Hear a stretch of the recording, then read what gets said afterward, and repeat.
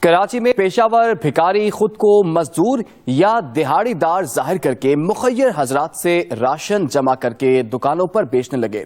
رکن اسمبلی شہزاد قریشی کا کہنا ہے کہ سفید پوش اور مستحق افراد کا حق کھانے والوں کی حوصلہ شکنی کی جائے۔ مزید جانیں گے نعیم خانزادہ سے۔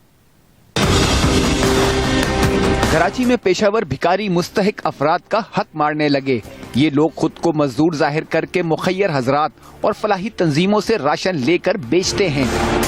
منتخب نمائندوں اور مخیر حضرات نے ایسے پیشہ ور عناصر کی حوصلہ شکنی کرنے کی درخواست کی ہے۔ مزدور بنے ہوئے لوگ جگہ جگہ پہ بیٹھے ہوئے ہیں، وہ مزدور نہیں ہیں۔ خدا را جب بھی آپ اپنے گھر سے نیکی کے لیے کسی کو راشن یا چیریٹی دینا چاہتے ہیں، ان لوگوں کو نہ دیں، کیونکہ یہ راشن لینے کے بعد ان کی گاڑیاں آتی ہیں، یہ ایک پورا مافیا ہے۔ مشکل وقت میں بہت سے صاحب حیثیت لوگ اور فلاحی تنظیمیں مستحق اور غریب لوگوں کی مدد کر رہی ہے۔ ایسے میں پیشہ ور بھکاری ان سے راشن لے کر مستحق افراد کا حق مار رہے ہیں۔ نعیم خانزادہ، ایکسپریس نیوز، کراچی۔